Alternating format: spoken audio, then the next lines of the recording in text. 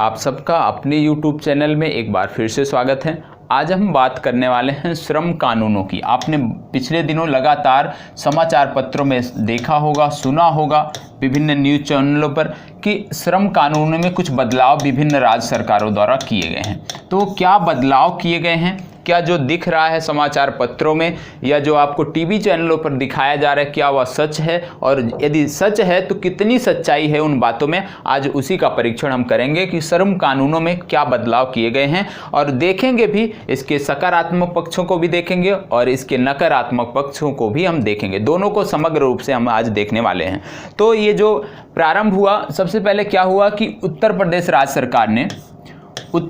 राज्य सरकार ने एक अध्यादेश पास किया। क्या अध्यादेश पास किया कि अगले 2 महीनों तक,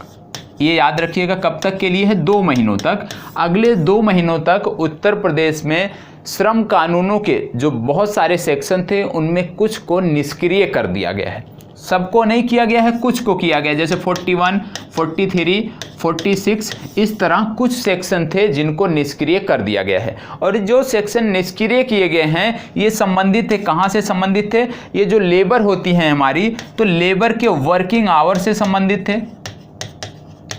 ये जो ज़्यादातर जो निष्क्रिय किए गए हैं ये उनके वर्किंग आवर से संबंधित थे। उस तरह के जैसे ये संघ बनाते हैं जैसे कोई किसी भी संस्था में या किसी भी कंपनी में जब किसी का उत्पीड़न होता है, किसी भी मजदूर का, किसी भी व्यक्ति का, तो क्या करते हैं ये लोग? आप जानते हैं कि ये लोग इनका एक संघ होता है, मजदूर संघ होता है, उसके माध्यम से अपनी आवाज़ उठाते हैं। तो जो 2 महीने के लिए राज्य सरकार ने क्या किया है कि जो भी मजदूर है, पहली बात तो इनके वर्किंग टाइम जो था ये वाला सेक्शन हटा दिया है, निष्क्रिय कर दिया है। दूसरा सेक्शन जो निष्क्रिय किया गया है वह सेक्शन है कि ये जो संघ बनाने की इनकी परंपरा थी, जिस प्रकार से ये अपनी आवाज़ को उठाते थे, न्यायालय तक ले जाते थे, तो किसी भी तरह के जो भी इस तरह के प्रावधान थे जिनमें ये न्यायालय तक जा सकते थे, उन सबको अब निष्क्रिय कर दिया गया है। कब तक ले किया गया है? 2 महीने के लिए अस्थायी रूप से निष्क्रिय किया गया है। ठीक है, अब ये शब्द जो अस्थायी है ये क्यों है, अभी इसकी बात करेंगे। ये जो अस्थायी शब्द है ये अपने आप में महत्वपूर्ण है, और इसी अस्थायी शब्द के जुड़े होने के कारण इस श्रम कानून में जो बदलाव हुए हैं विभिन्न राज्य सरकारों द्वारा, कोई भी संगठन न्यायालय की शरण नहीं ले सकता है। यदि लेगा भी तो न्यायालय द्वारा इसको स्वीकार नहीं किया जाएगा, अपील को स्वीकार नहीं किया जाएगा, क्योंकि जो ये अस्थायी टर्म जुड़ा है यही मेन वजह है इसको रिजेक्ट करने का। अब आइए बात कर लेते हैं हुआ क्या। आप विभिन्न समाचार पत्रों में देख रहे होंगे, पढ़ रहे होंगे, तो वहाँ पे चीज़ें हैं कि जो लेबर हैं उनके न्यूनतम मजदूरी जो कानून था उसको समाप्त कर दिया गया है, वेतन भुगतान से संबंधित जो कानून थे उसको समाप्त कर दिए गए हैं, बोनस भुगतान से संबंधित कानूनों को समाप्त कर दिया गया है, और औद्योगिक विवाद, काम की सुरक्षा, उनके जो इंश्योरेंस होते थे, इन सब से संबंधित कानूनों को समाप्त कर दिया गया है। विभिन्न समाचार पत्रों में ऐसे देखने को आपको मिल रहा है, सुनने को आपको मिल रहा है। लेकिन सच्चाई ये है कि यूपी के साथ साथ मध्य प्रदेश ने भी किया है, राजस्थान ने भी किया है, गुजरात ने भी किया है।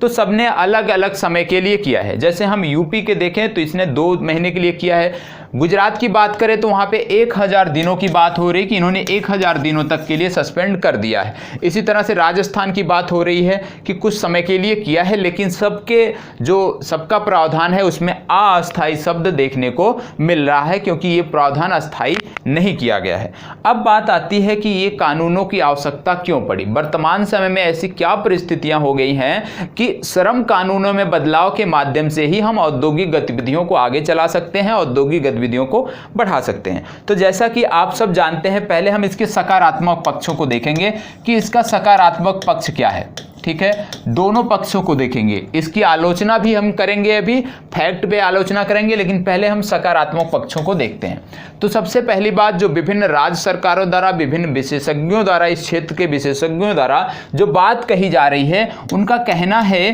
कि जिस प्रकार से लॉकडाउन से पूरी अर्थव्यवस्था बुरी तरह से प्रभावित है, जो दैनिक मजदूर थे वो अपने ज़्यादातर वो अपने गाँव वापस चले गए हैं, और जो कुछ बचे भी हुए हैं वो अभी काम पर आना नहीं चाहते हैं। समस्या क्या है कि जैसा कि आप जानते हैं कि सोशल डिस्टेंसिंग और फिजिकल डिस्टेंसिंग की बात हो रही है कि इसको हमें बरकरार रखना है। ठीक है, तो इसमें क्या कह रहे हैं, इसमें इनका तर्क क्या है कि यदि हम इन कानूनों को 2 महीने के लिए 2 महीने के लिए अस्थायी रूप से हटाते हैं तो सबसे पहली बात क्या है कि जो दैनिक मजदूर था हमारा, एक तो जहां पहले कंपनी में 100 आते थे, आज हम 100 को नहीं बुला सकते हैं क्योंकि हमें सोशल डिस्टेंसिंग और फिजिकल डिस्टेंसिंग की बात करनी है। तो आज हम यदि हम 40 को बुलाते हैं और 40 को बुलाकर यदि हम 8 घंटे के हिसाब से काम कराते हैं, जैसा कि पिछले कानूनों में जो निष्क्रिय किए गए हैं प्रावधान, उनमें 8 घंटे का प्रावधान था कि व्यक्ति से आप 8 घंटे मैक्सिमम सप्ताह में 48 घंटे तक कार्य आप करा सकते थे। तो अब क्या हो गया है कि यदि अब मजदूर संख्या में कम है और जो चले गए हैं गांव वो वापस नहीं आएंगे, क्योंकि जिस प्रकार से एक प्रकार से देखा जाए कंपनियों ने, राज्य सरकारों ने और स्थानीय लोगों ने, जो शहरों में रहने वाले लोग हैं, जिस तरह से मजदूरों का साथ नहीं दिया, एक प्रकार से काम निकल जाने के बाद जिस तरह से उनको मजबूर होना पड़ा, तो निश्चित रूप से अब इतनी जल्दी वापस आने वाले नहीं हैं और ना ही इतनी जल्दी ये हमारा संक्रमण जो हम जिस दौर से गुजर रहे हैं वो समाप्त होने वाला है। तो कुछ ना कुछ एक मध्यम मार्ग निकालना था और विभिन्न राज्य सरकारों ने इसी को ही, श्रम कानूनों को ही एक मध्यम मार्ग के रूप में चुना। याद रखिएगा अभी हम सकारात्मक पक्ष की बात कर रहे हैं। तो यदि हम 40 मजदूर, 100 के स्थान पे किसी कंपनी में 40 मजदूर वर्तमान समय में कार्य कर रहे हैं और वो 8 घंटे के एवरेज से कार्य करते हैं, तो जिस तरह से उस कंपनी की पहले मांग थी, क्योंकि 100 मजदूर पहले कार्य करते थे और 8 घंटे कार्य करते थे, तो उसकी सप्लाई और डिमांड का जो चैन था वो पूरी तरह से संचालित होता था, विधिवत संचालित होता था। लेकिन अब यदि वैसी कंपनी में 40 मजदूर 8 घंटे काम करेंगे तो निश्चित रूप से जो डिमांड होगी उतनी सप्लाई कंपनी नहीं कर पाएगी, कंपनी को चुनौतियों का सामना करना पड़ेगा। तो उसके लिए क्या किया गया है, राज्य सरकारों ने कहा कि यदि हम कानूनों को हटा देते हैं, श्रम कानूनों को कुछ दिनों के लिए अस्थायी रूप से निष्क्रिय कर देते हैं, तो जो कंपनियां हैं वो इन्हीं 40 मजदूरों से 12 घंटे कार्य करा सकती हैं और निश्चित रूप से जहां 100 मजदूर 8 घंटे कार्य करते थे, वहीं यदि 40 12 घंटे कार्य करेंगे तो निश्चित रूप से उसका जो नुकसान होता था, जिस प्रकार से सप्लाई और डिमांड का जो चैन प्रभावित हो रहा था, निश्चित रूप से उसको कवर करने में मदद मिलेगी, यहां पे कंपनियों को मदद मिलेगी। और इस प्रावधान में यह भी किया गया है कि जो भी कंपनियां 8 से 12 घंटे पे लोगों से काम कराएंगी, मजदूरों से कार्य कराएंगी, उनको अतिरिक्त वेतन देंगी, ऐसा प्रावधान किया गया है। यूपी के, विशेष रूप से यूपी का जो अध्यादेश है जो लाया गया है, उसमें स्पष्ट रूप से बात की गई है कि कंपनियों को एक्स्ट्रा वेजेस, एक्स्ट्रा जो है मजदूरी, एक्स्ट्रा वेतन जो है देना पड़ेगा, अतिरिक्त 4 घंटों का एक्स्ट्रा वेतन जो है एक्स्ट्रा देना पड़ेगा। अब इसमें बात आती है कि यदि 12 घंटे हम कराते हैं, ठीक है, दूसरा क्या इनका तर्क है कि यदि 100 कंपनी व्यक्ति, कोई भी व्यक्ति है जो कंपनी में कार्य करता था, पहले यदि वहां पे 100 लोग कार्य करते थे तो निश्चित रूप से भीड़ भाड़ रहेगी, क्राउडेड रहेगा, और अब वहीं पे यदि 40 लोग कार्य कर रहे हैं तो निश्चित रूप से क्या हो रहा है, सोशल डिस्टेंसिंग और फिजिकल डिस्टेंसिंग का रूल जो है ये भी निश्चित रूप से फॉलो होगा, क्योंकि जहां पहले 100 थे वहां अब 40 कार्य कर रहे हैं। तो सबसे पहली बात कि जो उनका टाइम इंटरवल था कि 8 से 12 कर दिया गया है, इससे जो उनकी मांग, सप्लाई और आपूर्ति और सप्लाई की जो चैन थी वो पूरी तरह से मेंटेन हो जाएगी, वो प्रभावित नहीं हो जाएगी। दूसरा क्या है कि सोशल डिस्टेंसिंग और फिजिकल डिस्टेंसिंग भी कंपनियों में बना रहेगा। तीसरा क्या है, जैसा आप जानते हैं कि लॉकडाउन में क्या किया गया है कि लोग कम से कम घरों से बाहर निकले, ज़्यादा से ज़्यादा समय तक घरों में रहें। तो निश्चित रूप से यदि इसी तरह से किसी इंडस्ट्रियल क्षेत्र में, एरिया में मान लीजिए 10 कंपनियां हैं और वहाँ पे मान लीजिए 10,000 लोग पहले कार्य करते थे, यदि हम 8 घंटे इनसे कार्य कराते हैं तो निश्चित रूप से क्या होगा कि 8 घंटे के अंतराल पे ये 10,000 लोग बाहर निकलेंगे, मतलब ज़्यादा लोग कम समय में, ज़्यादा बार लोग बाहर निकलेंगे। यदि हम 12 घंटे किसी व्यक्ति से कार्य करा रहे हैं, ये मेरा पक्ष नहीं है, जो सरकार ने तर्क दिया है मैं उसकी बात कर रहा हूं, तो यदि 12 घंटे हम किसी से कार्य करा रहे हैं तो 12 घंटे में क्या होगा कि 12 घंटे कोई भी मजदूर एक बार फैक्ट्री आ जा रहा है तो वो 12 घंटे तक फैक्ट्री में रहेगा, उसके बाद ही बाहर जाएगा। तो एक प्रकार से लॉकडाउन का जो सरकार का नियम था, सरकार जिस पक्ष को लेके आगे बढ़ रही थी कि लोगों से कम बाहर निकालना है, तो वो भी यहाँ पे फॉलो हो रहा है, मतलब सोशल और फिजिकल डिस्टेंसिंग के अलावा ये रूल भी यहाँ पे लग रहा है। तीसरी बात क्या आती है,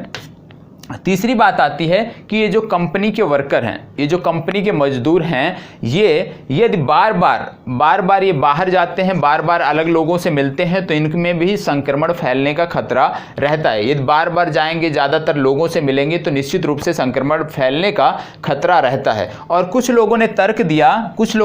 दिया कि क्यों ना 8-8 घंटे, ये जो टर्म है 8-8 घंटे,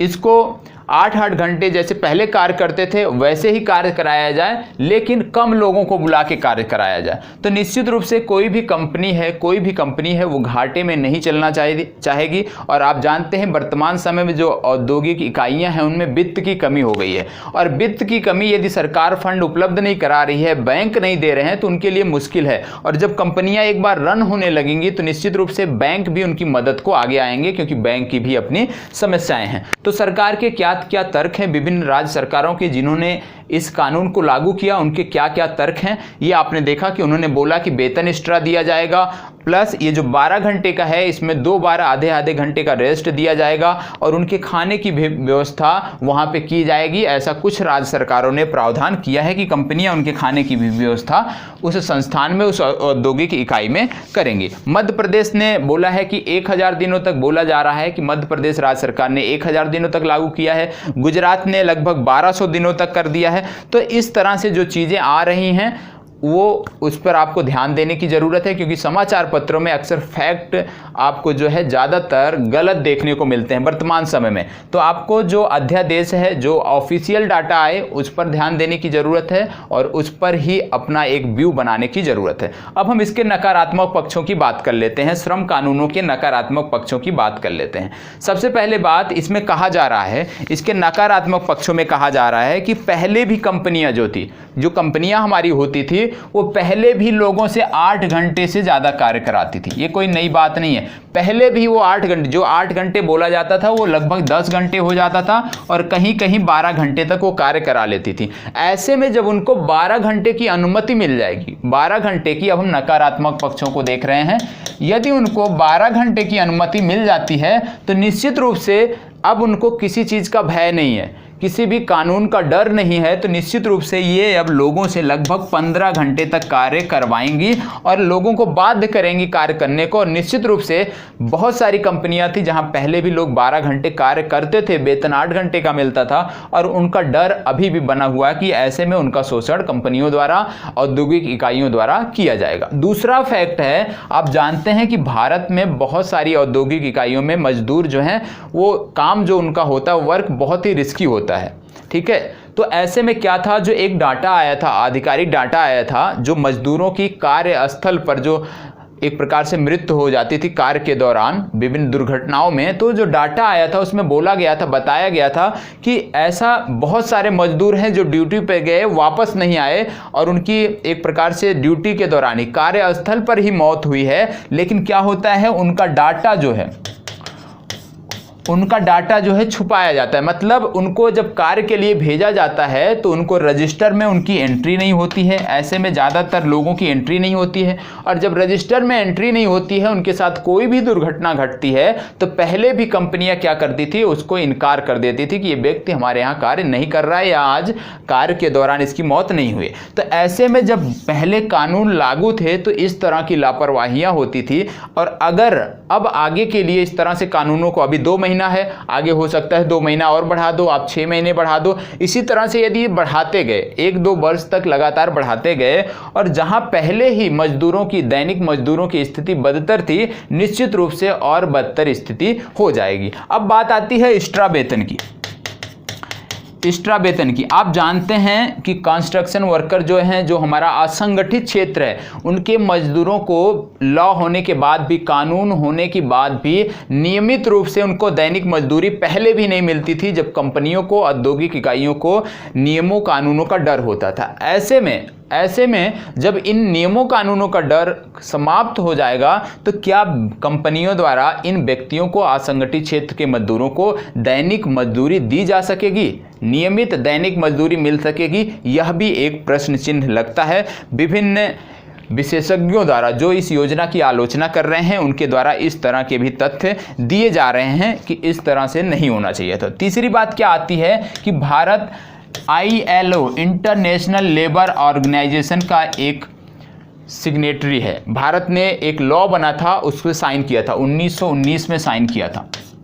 ठीक है। और ये जो लॉ है, जो इस पे हमने साइन किया है, इसमें बोला गया है कि हम 8 घंटे से ज़्यादा भारत में मजदूरों से कार्य नहीं कराएंगे। ऐसे समय में यदि यदि हम इसको लॉन्ग टर्म के लिए लेके चलते हैं, ज़्यादा दिनों तक लेके चलते हैं, तो निश्चित रूप से ये जो कानून है ये अंतर्राष्ट्रीय कानूनों का उल्लंघन कर रहे हैं। इस पर भी ध्यान देने की हमें ज़रूरत है, क्योंकि हमने अंतर्राष्ट्रीय समुदाय से, वैश्विक समुदाय से एक शपथ दिया है कि हम अपने यहाँ मजदूरों से 8 घंटे से ज़्यादा मजदूरी नहीं कराएंगे। तो यहाँ भी ILO के नियमों का उल्लंघन हो रहा है, निश्चित तौर पर उल्लंघन देखने को मिल रहा है, क्योंकि अब 8 के स्थान पे आप 12 करा रहे हो, सप्ताह में 72 घंटे कार्य करा रहे हो, तो निश्चित रूप से आप उल्लंघन कर रहे हो। तो इस प्रकार से यदि हम देखें तो ओवरऑल इस जो श्रम कानून बना है इसमें फ़ायदा किसको दिख रहा है? सिर्फ और सिर्फ जो औद्योगिक इकाइयाँ हैं, उनके जो प्रमुख हैं, उन्हीं को फ़ायदा दिख रहा है। मतलब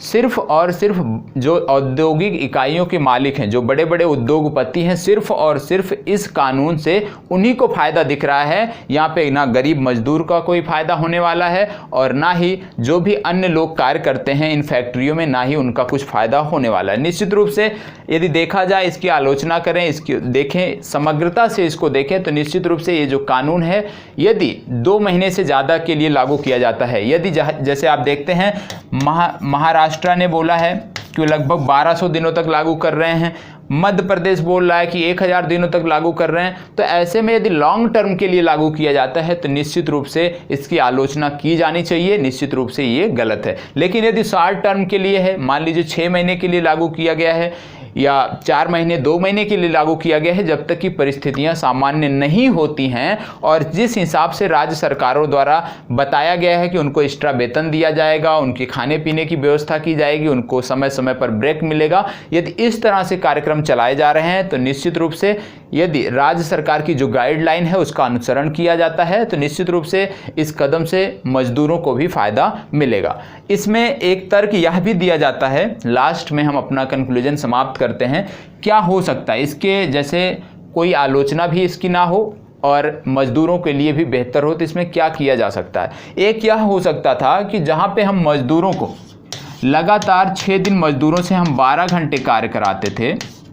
वहीं पे इन मजदूरों को आपने बोला, कंपनियों द्वारा बोला गया कि हम सिर्फ भीड़ भाड़ प्रबंधन के लिए एक साथ नहीं बुला रहे हैं, सोशल और फिजिकल डिस्टेंसिंग के लिए नहीं बुला रहे हैं। तो यहाँ पे एक विकल्प यह भी हो सकता था कि हम भाई 50 मजदूर बुला रहे हैं तो 50 मजदूर को लगातार 3 दिन कार्य करा लीजिए या 4 दिन कार्य करा लीजिए लगातार, इसके बाद इनको छुट्टी दे दीजिए, फिर अगले 50 को बुलाइए, उनको भी 3 से 4 दिन कार्य कराइए, फिर उनको 2 से 3 दिन का रेस्ट दे दीजिए। यह भी एक बेहतर विकल्प हो सकता था। इससे हमारा जो मजदूर वर्ग था उसमें भी विश्वास रहता कि सरकार और जो जिस औद्योगिक इकाई में वह कार्य कर रहा है वह भी उसके हित के लिए, उसके स्वास्थ्य के लिए उसकी चिंता कर रहा है। निश्चित रूप से इससे क्या होगा, आपसी तालमेल बेहतर होता और मजदूर भी बेहतर कार्य करने, यदि मजदूर से 3 से 4 दिन कार्य कराए जाते तो निश्चित रूप से उसकी जितनी सामर्थ्य होती वह अपने असामर्थ्य के अनुसार अपना बेहतर देने का, अपना बेहतर करने का प्रयास करता। लेकिन जिस प्रकार की अभी स्थिति बनी हुई है, अविश्वास की जो स्थिति बनी हुई है, जिस तरह से अफवाह फैलाए जा रहे हैं या मजदूरों के बीच जिस तरह से चर्चाएं चल रही हैं, उसको देखते हुए निश्चित रूप से लग रहा है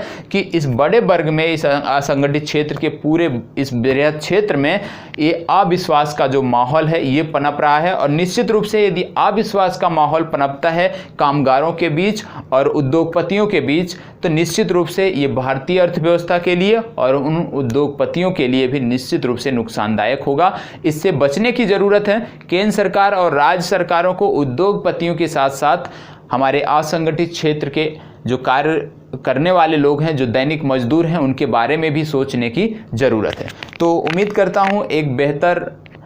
इस पर आपको कैसा अपना बिंदु बनाना है, किस तरह से आपको चीज़ों को लेके चलना है, यदि इस पर आपको उत्तर लेखन करना है तो जितनी भी मैंने चर्चा किया है आप इससे और आप जो नियमित समाचार पत्रों में पढ़ते हैं अपना भी एक व्यू बना सकते हैं। तो यहीं पे अपनी चर्चा समाप्त करते हैं टू द पॉइंट के अंतर्गत। फिर कल मुलाकात होगी, तब तक के लिए आप सबका बहुत बहुत आभार।